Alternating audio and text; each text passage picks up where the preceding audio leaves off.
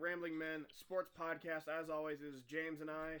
A little bit different this week. We're coming at you a little early in the morning because we got some stuff to talk about. Not in the morning, sorry, early afternoon. We got some stuff to talk about. Big news over the weekend with Kobe Bryant tragically dying in a not airplane, sorry, helicopter crash. James, I'll let you go because this clearly hit you harder than it hit me. Dude, that was honestly probably the most shocking news that I've gotten. That was probably the most shocking celebrity death for me personally. I remember the only thing that I can think of that was comparable, which was probably bigger, but I couldn't necessarily appreciate it as much as when Michael Jackson died. Yeah. I remember, where I was when I got the news. I was at the zoo, and pretty much every adult around me started crying. I was in Canada, and again, I was 17 years old. I didn't really care about Michael Jackson, so yeah, I agree. That's what I was saying. Like, I knew. So this just hit home, and it's just, I look at it. I mean, I was born in 1993, man. Kobe was drafted in 96. By the time I knew what basketball was, Kobe was one of the best players in the league. I don't know, man. It's just like, it was one of the weirdest feelings that I've ever gotten. I never thought something like that would hit me like that, but I guess somebody that was a childhood hero of mine never died suddenly and so tragically like that. I mean, the fact that his daughter went with him, man, just makes me – I mean, the Kobe thing's sad, but at the end of the day, Kobe lived a great life. He was, at least a little older. His little girl's never going to get to experience anything. So I think that's what really really hit home. Honestly, something that I took away from it, and this is, a little removed from sports, but how absolutely scummy the media is. I mean, all those reports that came out initially, people just trying to be first, saying all 4 of his daughters died, saying Rick Fox died. I mean, it was a shit show, man, and it was just not cool. I mean, it honestly, I'm not an easily offended guy, but it was really low for some of the stuff that I saw. I don't know, man. It's just, I don't even really like talking about it. It does make me very sad. It's just one of the more shocking things ever. And I can tell you, Kobe Bryant was easily a top 2 or 3 athlete of all time for me personally. I mean, I wouldn't say that he would be like that on everybody's list, but just the ultra competitiveness and the mentality. I think the only 2 that even come close to rivaling Kobe's competitiveness and mental fortitude are Tom Brady and Michael Jordan. I mean, I think he's really in that ilk of human beings, great person on and off the court, hardest worker in the room ever, just, I don't know, man. It was tough. It still feels extremely, extremely weird to me because I actually watched the Sixers-Lakers game on Saturday, and Kobe was there. Yeah. Kobe was there hugging on LeBron with his kids. I mean, and then Sunday, yeah. He just wasn't here anymore, man. It was crazy. I don't really know. It's very, very sad. It's very tragic, and it's very shocking, to be honest. That's the whole. I thought it was a hoax. Same. The day after, James passes him in all-time scoring. I'm like, no way this happened, and it did, and it really puts into perspective how quickly this can end. And we take it for granted. I agree with you. I'm more sad about his daughter more than anything, just 13 years old. And I've talked about this with people at work because I work in sports for a newspaper, and they ask me, how are you feeling about Kobe? And my reaction has been the same with everyone that's asked me. I've said, look, it's very sad, it's very tragic, but I'm not the biggest basketball fan. Mm-hmm. Even though I say that, I do call myself a Celtics fan, so I hate the Lakers. Mm-hmm. And with that, I grew to dislike Kobe. Even early, you say how he was a great person on and off the court. Early in his career, though, he had an image problem. A bit of a shithead, yeah. He had an image problem. I didn't care for him. But over the course of his career, I will say I grew to really respect him to the point where I kind of liked him. Mm-hmm. So again, it just really didn't hit me that hard. Obviously, it was very sad, but. Mm-hmm. And the way I looked at it was, I don't think anybody was a major Kobe fan early on in his career, even though he was still one of the all-time greats, the number 8 Kobe, because everybody loved Shaq back then. Yeah. Shaq was the one with the great personality. Shaq was the dominant figure in the NBA. So, but when I came around to loving Kobe, because I'll be honest, like you said, I wasn't like always a huge Kobe fan. I was an AI fan early on, and 2000. So I actually hated Kobe because the Lakers were the only competition really for the Sixers back then in AI. So, but that second stint when Kobe, beat the Lakers with Powell and beat the Celtics with Powell and won a couple of those additional championships. I don't want to say by himself because Pau Gasol is a formidable number two, but I mean that's probably one of the worst number twos to win a championship. Like, I don't know. That's when I really started to love Kobe because it showed that he basically did just outwork everyone. So I don't know, man. Love Kobe. Very, very sad. Would love to see what he would have done later on in his career. I do think that he would have eventually become some sort of executive or something in the NBA. I 100% agree. At least some sort of like ambassador to like like NBA alumni or something like that. Exactly, and I don't think Kobe has the same reason Michael Jordan can't coach. Those type of people with that mentality can't be coaches. They just can't because they just wonder why you're not as good as they are. But being an executive, I do think Kobe could do a good job building a team and things of that nature. Just really sad, man. Kobe is one of my favorite athletes of all time, and honestly, I just haven't seen a death like that really hit like that, man. It really did feel like the earth stood still. There wasn't one single person that I knew that wasn't talking about it. Dude, my mom called me. My mom is 55 years old and doesn't watch sports. Yeah, my parents were getting involved. My parents aren't big basketball fans. Yeah. But, everybody knows who Kobe is, man. That's it was. I'll go ahead and say this so that people don't think I'm just an absolute hater. I don't think anyone did a better job cleaning their image than Kobe Bryant. And a 10-year span than Kobe Bryant. Like, we forget, everything he did early on in his career, just about. And I will say this: people bringing that up, the day he died, I've seen you tweet about it, James. It's just it's horrific. It's horrific.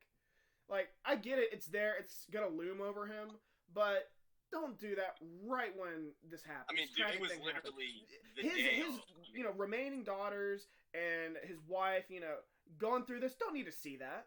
That was exactly my point. I was just like, man, imagine being Vanessa Bryant, mourning your husband, that the only man she's ever been with in her whole life. They've been together since she was 16 years old, I think. And I think her middle daughter, might have been her oldest daughter, just passed away, and you're going to see something that already probably she hates hearing about in general, even if Kobe was still alive, because you know what I mean? So it's just, and I don't know, man, it's just, clout and attention seeking is just becoming unbearable at this point, man. The things people will do for a couple clicks and a couple retweets and a little bit of attention is just getting to a point where it's actually getting kind of scary, man. People are perfectly willing to just be the biggest scumbags in the world for a small piece of attention for 5 minutes. And I don't know, man, this honestly, it's just crazy, man. Honestly, not to be dramatic or anything, but it really did open my eyes to a lot of stuff. I mean, a lot of people showed their true colors. I think a lot of people, in both ways, not even necessarily bad, but, a lot of people are, I had an old friend of mine that we hadn't talked too much in the past couple of years. He hit me up just to, see how I was doing and stuff after it. And I think a lot of people ended up doing like that. I called my dad, who hadn't, I talked to my dad pretty often, but first thing I thought of, let me call my dad and just, I don't know, man. Like you said, it puts things into perspective when you see somebody that you thought is pretty much untouchable and invincible and will live forever. And that, like you said, it happens just like that. And I don't know, man. It's a really sad day in sports, and everyone should feel affected by that, whether they were a really big Kobe fan or just the fact that his daughter and some other people ended up passing. And that's the other thing. Let's not forget about the other 7 people. And I always feel bad for that, and I never want to be one of those people who's like, oh, don't forget these people, because obviously, dude, if I got in a car accident with Tom Brady and we both died, everyone's going to talk about Tom Brady, dude. Exactly. Like, I'm not going to be offended, but it is a shame that those people do sort of get lost in the sauce. They were obviously great people as well, and my condolences to their family and friends as well. It's it really is just so sad, and can't even really have a funeral. I think this is the biggest news we've had since we've started doing this podcast. Oh, easily. Yeah. Outside of like Super Bowls and stuff like that. Like when this happened, I remember you texting me saying we have got to do a show. No, I had to, man. It's I don't know, man. It is. It's crazy. It's crazy. I still feel some type of way about it. I won't lie. It still feels weird. So I think it was already announced yesterday. He's already going to be inducted in the Basketball Hall of Fame this year. I don't have a huge problem with this, even though I don't think he was on the ballot this year. Am I right about that? No, you have to wait. I don't know if the NBA is the same as the NFL where it's 7 seasons, but I think you have to wait. He would have been first ballot. Right. No, I get that. Period. And they're just like, dude, let's just do it right now. Like, I thought I read you had to wait 5 years, and he's only been out of the league, I think, for 4. Yeah, so that's what it is. I don't have a huge problem with this as long as it doesn't affect like a dude who's like on his again. I don't know how it works. Affect a dude who's like on his last year on the ballot, you know, and Kobe takes his spot. As long as it's not that, I have zero issue with it. Oh, absolutely not. I think it's a nice gesture, and it's not even something where he was like a B+ player, and we're just going to throw him in because he passed. I mean, Kobe Bryant is easily. I mean, inarguably a top 15 player, and you could argue a top 7 or 8 player of all time. So he's first ballot regardless. I don't see how you don't say he's a top 5. I mean, you could easily. I mean, if you're a huge Lakers fan, you can make the argument. You could easily make the argument. I would say just based on like efficiency and things like that, I'd put him somewhere in between 5 and 10. But I mean, Jesus, you think of all the amazing basketball players over the years, and to be in that ilk is. Pretty impressive. I will say that there's been a lot of like really good interviews that have come out. The one with him and his talking about his daughter, about how like people saying how he needs to have a boy, to carry on that tradition in the NBA, and his daughter saying, "No, I got this." And it's sad, but it's a great interview. And then there was one I saw with him and Chris Collinsworth talking about receiving his USA uniform for the first time and the emotions he felt. I just think that's awesome. So it is, man. R.I.P. Yeah, exactly. So moving on off a somber note, I guess we're still sticking with a somber note, but not as somber. But Eli Manning and Luke Kuechly retire, both in the last about 2 weeks, week and a half. I'll go ahead and ask you, James. Both of these dudes, I think you could make the argument, might not be Hall of Famers. I don't think so, though, but I want to know your take. They'll both get in. Yeah. Eli Manning is not a Hall of Famer, and that is not hate. It's a talent thing. I completely I'm sort of on your side. I do think he's a Hall of Famer. You can't win 2 Super Bowls and not be a Hall of Famer, in my opinion. And 2 Super Bowl MVPs. I mean, there's one of the things where it's like resume versus talent, and how much of each do you value? And to be honest with you, man. He doesn't even have the greatest resume. I mean, you got your 2 I sent you his resume here. He's got a 500 record, only 6 playoff appearances. But here's the thing, James. He has more playoff wins right now than Aaron Rodgers does. Yeah. And Aaron Rodgers has been to more postseasons. It's crazy. And listen, man, I have immense respect for Eli Manning because he had to follow in the footprint or the footsteps of Peyton. He had to go to a very, very large. He didn't have the luxury of going to the Indianapolis Colts, where it's they want the Colts to win, but it's the Colts. I mean, he went to a blue blood NFL franchise. He had a lot of pressure. I see what you mean. I mean, it's not easy to win in New York, and he did that. Exactly. I mean, just never ever got in trouble, never said anything wrong. I mean, just honestly, one of the ultimate professionals in NFL history. I would not be upset one iota if he got into the Hall of Fame. I just personally, if I had a Hall of Fame vote, I would not cast a I wouldn't vote him in for a few years. Yeah, I mean, he's definitely not first ballot. I don't think I saw people saying he's a first ballot guy. I don't think he is. No. I mean, he's a guy I would let in, 4 or 5 years, maybe not that long, but he's an average quarterback if you take away his 2 Super Bowls. Now, you can't take away his 2 Super Bowls and MVPs. He has them, so there they are, and that's probably what gets him in. Ultimately, I mean, dude, this is how I classify a Hall of Fame player, in my opinion. You have to be top 5 at your position for at least 5 years. And I said that to my friend who's a big Giants fan. He was arguing how he's definitely a Hall of Famer, and I don't disagree, but I'm like, dude, 500 record, only 6 postseason appearances. He was never top 5 player at his position in his entire career. And again, I don't want to speak ill of Eli Manning. I like Eli Manning because he's the man. I love Eli too, dude. He's awesome. Now, Luke Kuechly, if you are one of those special players who can create a Hall of Fame resume in 7-8 seasons like J.J. Watt did, like Luke Kuechly did, like Patrick Willis did, players like that. I mean, Patrick Willis is going to the Hall of Fame. Luke Kuechly, if you're going to have 5 first-team All-Pros, you're a Hall of Famer. I think this is it fair to say, I just thought about this on the spot, that this is like almost like the Barry Sanders of defense. Yes. Yep. I would agree wholeheartedly. Patrick Willis retired early. I think Luke Kuechly's better than him. J.J. Watt's still in the league. Kuechly retired way early, although I will admit he clearly had some mental issues. Not like in a bad way, just concussion-wise, and that's why he's retiring. So I have zero problem with that. As Marshawn Lynch said, count your chickens. Yeah. Yep. I mean, I just look at it like if you're the best player in your position for 5 seasons, I don't care if you only play 5 seasons, you're a Hall of Famer to me. First team All-Pro 5 times. I mean, Defensive Player of the Year. I mean, this Kuechly for sure. Like I'm not sure he will be. He's a first ballot Hall of Famer in my book if he's coming. He's definitely a Hall of Famer. I don't know if I'd go first ballot just because of the 8 seasons. I mean, I think longevity does have something to do with. Think that's something that you can tally up to Eli Manning, the longevity and a lot of the records that he's gotten because of that. I mean, that's just that's just how it goes. But I do think both will ultimately be in the Hall of Fame, and I wouldn't be upset about either of them. I'll say this: if you think. Because I heard Pat McAfee talk about this. They were talking about that 04 quarterback class with Eli Manning, Ben Roethlisberger, and Phillip Rivers, and they said, "Do you think they're Hall of Famers?" He said, "I think Eli Manning and Big Ben are." Completely agree. And then he said, "But I don't think Phillip Rivers is." I don't either. I've said recently on Twitter, if you think Eli Manning's a Hall of Famer, you have to say the same about Phillip Rivers. I disagree. How do you disagree? I think Phillip Rivers was a more talented quarterback, but name one time Phillip Rivers ever delivered. Give me one example, ever.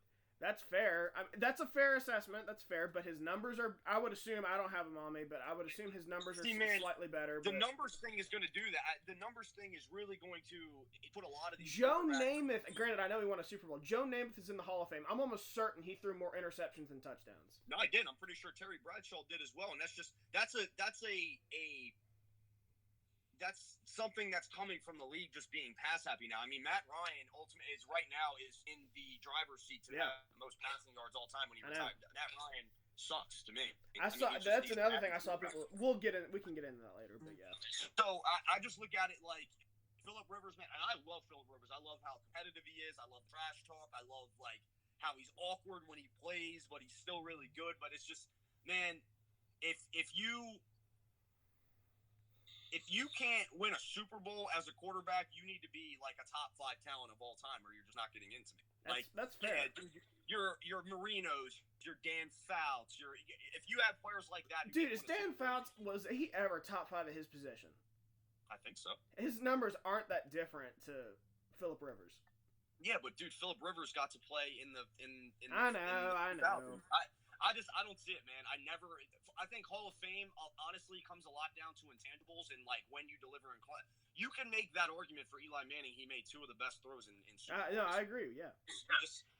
Phillip Rivers just doesn't have that to hang his hat on like Eli does. The resume is just not there to me, and I don't care about longevity numbers, which is exactly why I don't care about like all-time points in the NBA. It's like, dude, LeBron's gonna get that because he's gonna play for 23 seasons in the NBA. Yeah, he's great, but it's like, Brett Favre has. You know what? I'm not the biggest LeBron fan. He'll do that just so that, like, to shut people up about him going 3-6 in the finals or whatever. And it's just, I don't know, man. I think there's a lot of things that go into a Hall of Fame vote, and your all-time stats, unless they are like efficiency stats, don't do it for me, dude. I don't care how many total passing yards you have all time. I just don't give a fuck. It doesn't mean anything. I think that's a fair assessment. I didn't think about it that way. I was just going by sheer numbers. Talent is there, though. I mean, he's a Hall of Fame talent. If he could have at least even got to a Super Bowl, I mean, dude, Tom Brady just bullied him for literally a decade and a half. I mean, it's not there for me. I'm sorry. And he did have very talented teams, in San Diego. Granted, I know the front office there and the organization sucks. It's horrible. But I mean, dude, he got to play with LaDainian Tomlinson. Yeah. He got to play with Sean Merriman in his prime. I mean, he played with some really good players, man. Yeah. So do you want to talk conference championship recap? We didn't really get a chance to do that. I don't mind talking about where they go from here. I like. Okay, well, go ahead.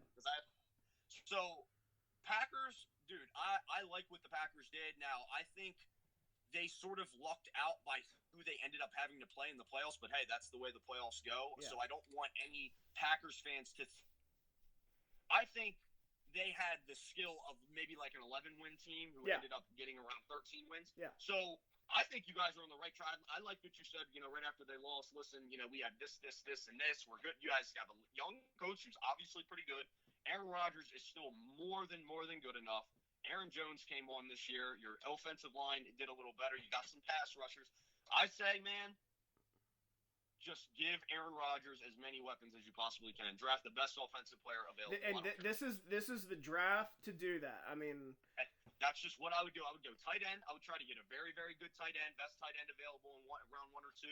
I'd get a very, very good wide receiver. I think you're good with Jamal Williams and Aaron Jones at running back, but maybe a late round sort of change of pace back would be nice. I agree. And then maybe you can never go wrong with taking maybe if AJ Epenza from Iowa falls, a really good pass rusher, or the guy from LSU. I forget how to say his last name. It's French. One of those guys end up falling to the late first. You might take one of them, but ultimately, I'm taking best skill player available for Aaron Rodgers. I agree. I'll go ahead and start with Tennessee. I think Tennessee's in a little bit of a pickle. Not even a little. They're in a pickle. Yes. I've heard that they have 28 free agents. They got to, and 2 of them are Derrick Henry and Ryan Tannehill. And they're going to have to make a decision to keep one of them. I'm not sure they can keep 2. I'm not familiar with their cap situation. They won't keep 2. If anything, so they're both free agents, you said? Yeah. They'll cut Mariota. They'll cut him. He's not that much of a cap hit. I think they'll cut him and they'll franchise Tannehill. Well, no, I said Derrick. What did I say? I said Derrick Henry. Oh, I'm sorry. Okay, yeah, they could probably keep both of them, but maybe, dude. This is, in my opinion, and sorry to interrupt, dude, Tennessee is in probably one of the worst positions of any AFC championship team or NFC championship team that I can remember. I just think, got really hot at the right time, and it might trick the front office into thinking that they're way better than they are. I don't think they were one of the 4 best teams. If you asked me to rank the teams this past season who I thought were going to win the Super Bowl, the Titans would have been in the bottom 10 probably. Yeah. Not even just because they have a bad team. It's just that's just the team who I don't see prospering. I think that Derrick Henry, that can sort of fall off very quickly because of the load that they're giving him, and people don't realize how quickly running backs can fall off. Ryan Tannehill, I think, was just a little bit of lightning in a bottle, and I think that if you can get Tannehill at a Nick Foles number, I'm going to pay him $18 to $22 million. Yeah, that's doable. Give him his 3 years because he is good enough to win you games if you can give him some really good players around him. But I'd franchise him, dude. I don't see him doing what he did again. I just don't. You franchise him, you're going to pay him over $30 million. Yeah, but then I don't have to be stuck in a contract that I don't want if he ends up sucking again. Because they do have a pretty good roster. I like the way that they're built. They have some speed. They have some, A.J. Brown is actually way better. They're very good in the trenches. But I just think that they're in a position right now where that AFC Championship run is going to trick them into thinking that they're very close, and I personally don't think they I don't either. A lot of work to do. I don't think they're that close really at all. But it's very doable work. I don't think it's it's not. They're not in rebuild mode. I just think that they're one of those teams that if they could get a really, really good draft and maybe hit on 1 free agent, they're an 11-win team. They're very good. I'll go ahead and say this. We both, I'm pretty sure, whiffed on the Mike Vrabel hire. They fired not Munchak, maybe somebody else. I don't remember who. I know who you're talking about.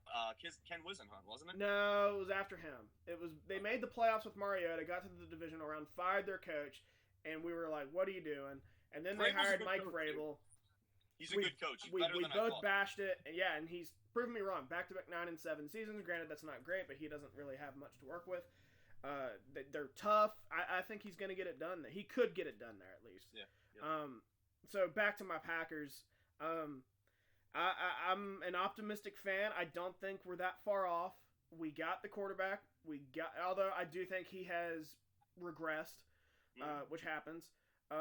We got the run game. We got the wide receiver, or we got a number 1 wide receiver. So going into this draft, I heard someone talk about it, and they were like, you're not going to probably find a number 1 receiver at this point, even though it's a deep receiver class. And someone said, but that's okay. Green Bay doesn't need one. No, exactly. It's not wrong. You should find a very quality number 2. We got a good offensive line, got a good pass rush, pretty good secondary. Got to fix up the run defense. Obviously, that was evident in the NFC Championship. But I don't think we're that far off. I say 2 to 3 players. Yep, agreed. But yeah, I agree that I think where we were more of a 10-11 win team that kind of just got some luck in some games, and that happens. You know, we were 9-1. We were 9-1 in one possession games. That will not happen next year. Yeah, dude, people don't realize you need luck to win a Super Bowl. You just do. Look, I mean, yeah, and to say, and people take that as a backslap when you say you got luck. No, it's not necessarily a bad thing. You need some. Yeah. The ball got to bounce your way sometimes. Like, I saw someone say, like, how Tom Brady's the luckiest quarterback of all time. It's not untrue. It's not untrue. Yeah, I don't disagree, but guess what? He still has 6 rings. Exactly. Doesn't matter. You don't luck into 6 rings. But yeah, I mean, he's definitely benefited from some questionable calls and some, and some good plays. So I don't disagree, but I think both teams will still be pretty good next year. I think Packers are still a playoff team. Tennessee, I'm not so sure. I don't know if the Titans get back. I think that they're stuck in like that 9 to 10 win purgatory where they're going to be a fringe playoff team every year, but never really make any noise. They're slowly getting into that Houston Texans category where they have some talent, but they can't figure out the quarterback position possibly. Speaking of the Texans, so some of the other headlines that have happened: Chargers have allegedly moved on from Phillip Rivers. Although Jay Glazer, who reported that, has since backtracked on that reporting, so I don't know. I would say there's probably some smoke, though. I caught him. Yeah. And then the Texans name Bill O'Brien general manager. I don't know what the hell they're doing. I tweeted it yesterday. This team, I don't mean to interrupt you, but this team is Deshaun Watson away from being a dumpster fire. Dude, he can't handle the head coaching position. They're literally losing games on bad coaching. Yep. And now you're going to tell him that he can pick his players? No, I will say this. He basically was the general manager this past year and made some good moves. Getting Duke Johnson, Kenny Stills, Laquan Treadwell. No, not Laquan Treadwell. Who's the other guy from Ole Miss? Laramie Tunsil. Laramie Tunsil, thank you. So he made some good moves, but now they're all free agents, and they gave up a lot of draft capital to do it. So we'll see. And they still have a terrible O-line. Like, yeah, they got a left tackle, but like, okay, what about the other 4 guys? Exactly. You're 100% right about that. Like, come on, man. And I feel, dude, I love Deshaun Watson. I have not seen. I mean, he's a gamer, dude. He just goes out there and balls. He doesn't have any elite talent. I don't think there's one thing physically that is elite on Deshaun Watson, but he has the most elite intangibles I think I've ever seen. He's literally a dark Tom Brady, in my opinion, just with the leadership, just stepping up when you have to step up. I mean, he's just a baller. I love Deshaun Watson, dude. I love him. Absolutely love him. Yeah, they're going to get him killed. I agree. Like I said, with Tennessee slowly becoming the new Houston Texans that are stuck in this 9-10 win purgatory, I think the Texans are slowly becoming the old Indianapolis Colts under that previous general manager. I can't remember his name off the top of my head, but the guy that Pat McAfee just slanders. Not slanders, because that would mean it's untrue. Just bashes every single day. No, but after him. Okay. I forget. He was the guy who he neglected the O-line for years until the guy who's there now. Ballard. Chris Ballard. They're slowly becoming that Indianapolis Colts where they won't address the O-line. They're getting getting Andrew Luck / Deshaun Watson killed. And I think it could fall apart in an instant. Yep. One bad injury to Deshaun Watson again, and they're 5-win team. It's just they are. It is what it is. I know you probably don't have time, but do you want to do a brief Super Bowl preview? I can just tell you, I will leave it at this for right now because I know you probably want to do an actual Super Bowl preview show. I want to try to do it. Yeah, dude, I don't know who's going to win this game. I don't either. Legitimately, I don't know. I'm leaning to one team. I'll reveal it on my blog on Friday. We're going to try to do a podcast on Friday. Although I'm not sure that'll work, but I can tell you, outside of the Eagles Super Bowl, this is one of the most exciting matchups I've seen in a pretty long time. I mean, it's just like it is. It's like heavy duty defense versus like quick speed offense, but Patrick Mahomes versus that defense and that defensive line and the two coaches. I mean, probably the two best offensive coaches in the whole NFL, you could argue. just kind of playing chess against each other. It's gonna be. I think it's gonna be a really fun matchup. I'm excited, dude. It is. It's gonna be a really good game. When not so much when the playoffs started, but when it was conference championship Sunday, obviously I wanted Green Bay to win, but when it was announced, official, it was gonna be Kansas City, San Francisco. I was like, as a football fan, I was like, you know what? I'm not mad about this. No, it's a good ass game, dude. It really, really is. All right, my man. I'm not gonna do final thoughts. I know you're busy. Got to go back to work. I did see that, dude. I really hope they don't do that. We might as well go ahead and do it then.